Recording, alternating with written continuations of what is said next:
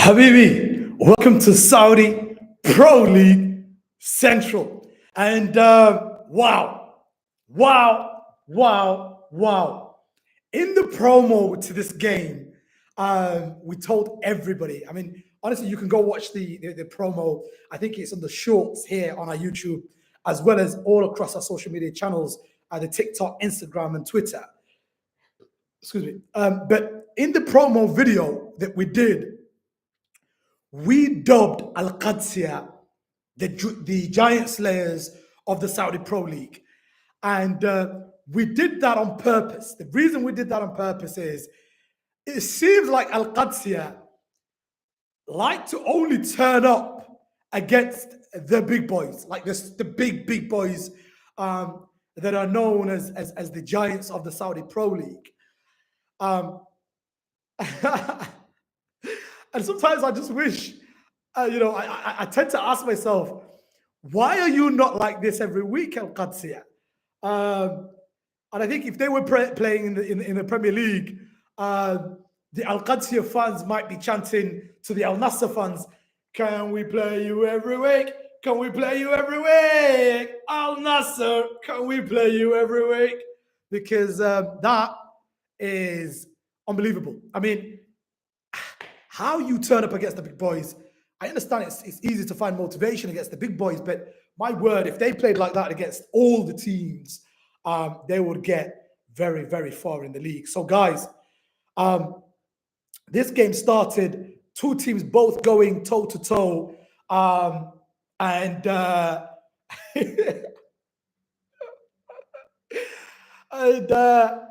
Qadsiah trying to find their feet, not scared of Al Nassr. And then in the 35th minute, as they kept pushing and probing, the ball comes into Pierre-Emerick Aubameyang, who goes on a foot race with a few players, including Emerick Laporte, who was the closest to him. And the last thing you want to do is, to be fair, going on a foot race against Aubameyang. And he won that foot race. He's cutting across very quickly. He's took his shot.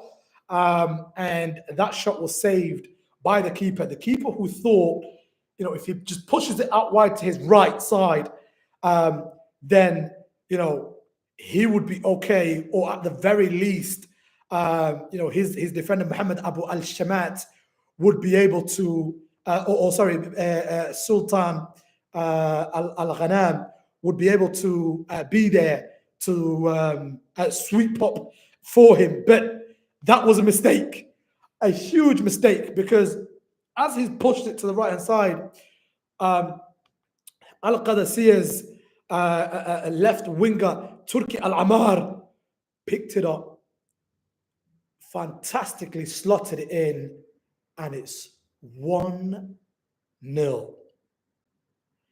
At that point,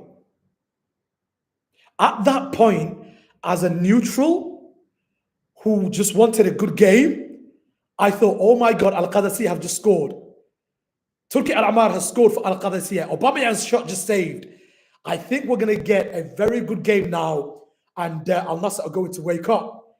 And Al Nassr did wake up. They pushed and they probed and they pushed and they probed. But guess what? Al Qadsiah, there's a reason why we call them the giant slayers. They, with Puates and Fernandez, working and kept working, and Nandez kept working. It's as if they played a 4-3-3 rather than a 4-4-2. It's like they played 4 at the back, 3 midfield, the Nandez, Puates, and Fernandez, and then you had Oba in the middle with Juanes and Turki Al-Amar on the wings. I think I would have liked to have seen Juanes push in a bit more and try to get himself some goals there. But my word,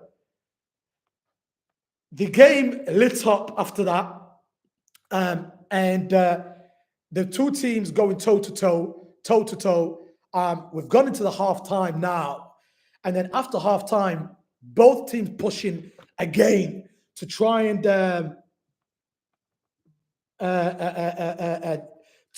really attain that final push and for Al Nassr to try and get a foot in this game, and for Qadsiah to try and really put an end to the game.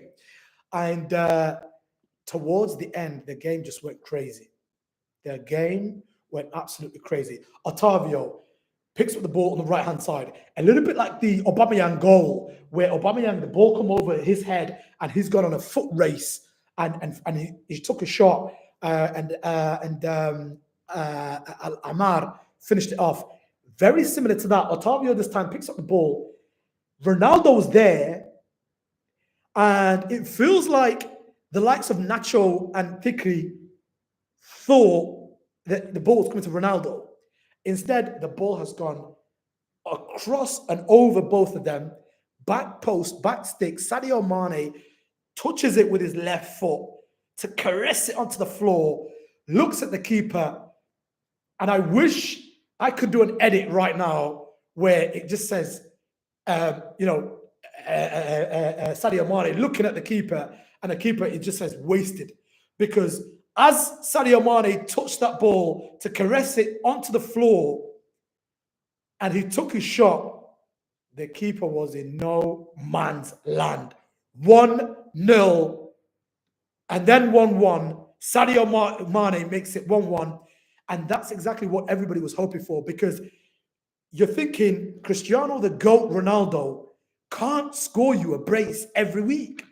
And the likes of John Duran and Sadio Mane, Ali Al Hassan, Otavio, you're thinking, boys, you've got to come in and try and do something here, and Brozovic.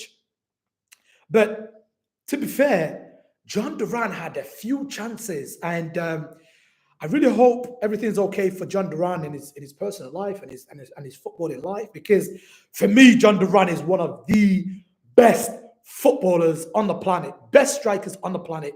He was an absolute nightmare in the Premier League. But in the Saudi Pro League, I've watched him against Al Hilal since we've been doing these live watch-alongs.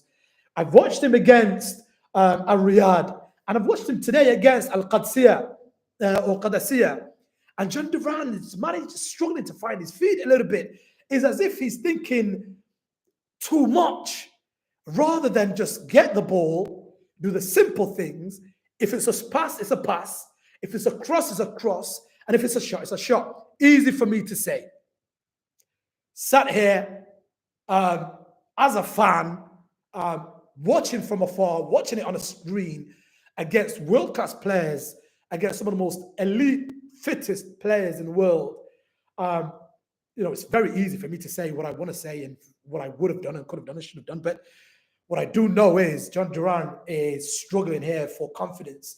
And I'm hoping that he gets a run of starts and games now where he's just able to find his feet. But Al Nassr, who would have been absolutely buoyed or really, really confident of trying to get somewhere after Al Ittihad lost yesterday.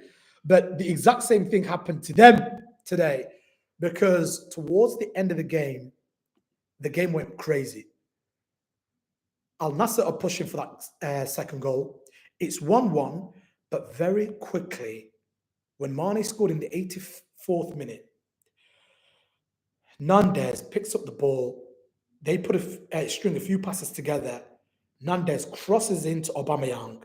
The keeper is in no man's land, by the way. I don't know where the keeper was. I don't know what happened to the keeper. But the ball's crossed in. Aubameyang in between two players here. You'd think he's heading it towards the right-hand side of the net. And the keeper and the players are anticipating that. Instead, he flicks it to the back post. Pierre-Emerick Aubameyang makes it 2-1. And the Prince Mohammed bin Fahd Stadium goes absolutely crazy. Absolutely crazy. Al Qadsiah up to their old tricks. Their manager, Michael, loving it, giving them a ton of praises. And the Qadsiah players know that they've done what they needed to do. They've gone out there, and essentially they needed to just hold on, hold on, hold on. I don't know what that was. I was going to sing a song, and then I thought, you know what, sounds no good. But oh my goodness, 87th minute, Nandez crosses it to Aubameyang. It's 2-1. Cristiano Ronaldo is in disbelief. Sadio Mane, hands on his head. John Duran thinking, ay, ay, ay, ay, ay, I've missed one too many. And he knows he's missed one too many. And that game absolutely spun on its head again by Al-Qadsiah. I'll tell you what, that game finished 2-1 to Al-Qadsiah. And me personally, I don't think I would ever want to play these guys. Especially if you are a team that, especially if you are a team that pride themselves in being one of the best teams in the Saudi Pro League. It's as if these guys, Al-Qadsiah, find an entire new gear when it comes to playing against the big boys. And I'm just looking at the table now, actually, after all that's done and all that's said. I'm going to have a look at where everything is. So, 28 games played by every team apart from Al Ta'un, Al Wahda, Al Ra'id, and somebody else, actually, and Al Uruba. So, but in terms of the top 7, all of them have played their 28 games.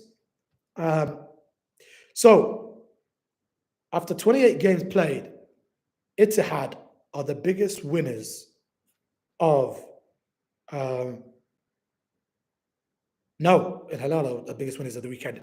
But Ittihad lost yesterday. They had an unbelievable opportunity to extend their lead at the top of the table even furthermore.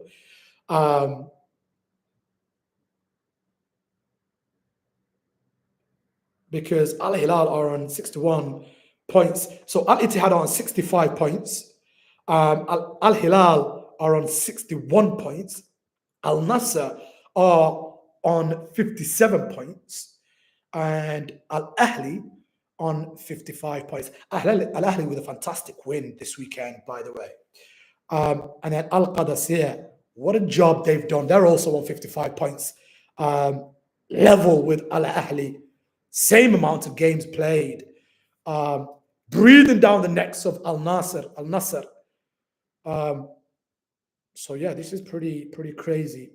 And then you've got Al Shabab on 50 points, who are going to be playing against Al Hilal on Monday. If Al Hilal win on Monday against Al Shabab, they will go to 64 points, meaning that there will be 1 point behind the current league leaders.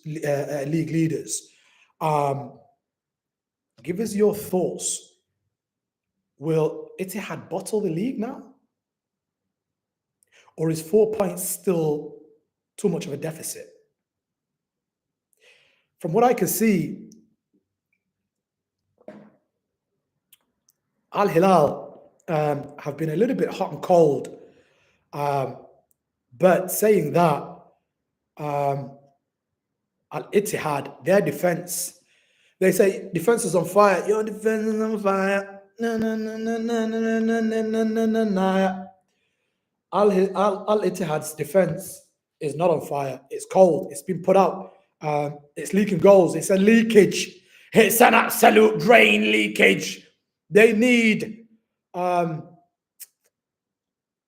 not be buying world-class players. They need to be buying somebody that can fix leakages. And then he's get a plumber in. Disgrace. But you never know, man. For me, as an Al Hilal boy, of course, you know, the greedy side of me wants Al Hilal to go on and get this championship. Right. I could never really complain. Whatever happens here, we've put ourselves in the position we've put ourselves in. The only thing we can continue to do is probe and go forward. And I'm just having a look here on the. I'm having a look at the Saudi Pro League website here. By the way, the Saudi Pro League website is an absolute gem. It's like one of the most like on time, up to date. It gives you all the stats, all the head to heads. So thank you to the Saudi Pro League, the SPL website. So in terms of the next fixtures, tomorrow Al Uroba against Al Raid will be playing.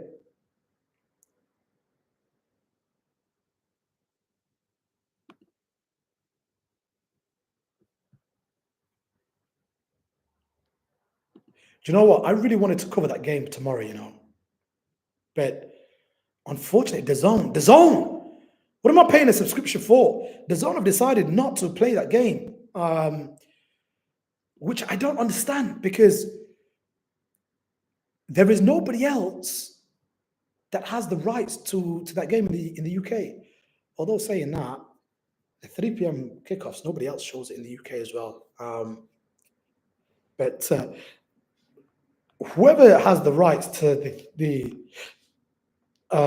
some of the the lower table teams, they need to give us a chance to watch those games because I would love to see how they get on. I want to see the relegation battle, not just what's going on here at the top.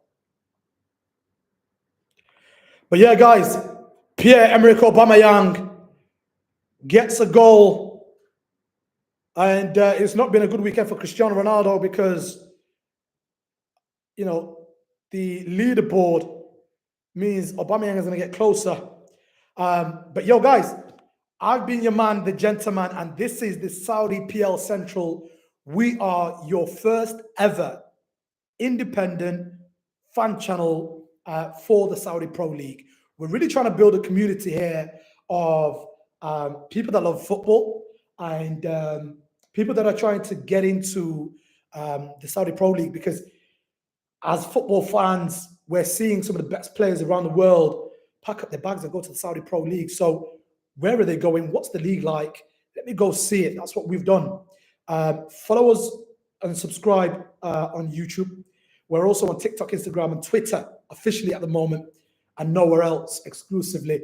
We bring you these live watch-alongs every week, and next week we will continue to do so because this week we brought you Fateh, who won 2-0 against Ittihad, and then we also brought you today Qadsiah, who won 2-1 against Ronaldo's the GOAT, Ronaldo's Al Nassr. What an amazing week. To those that have a long bank holiday weekend, have an amazing bank holiday weekend. To those around the world, have an amazing time. I've been your man, the gentleman. And until next time, Habibi, ma'a salama.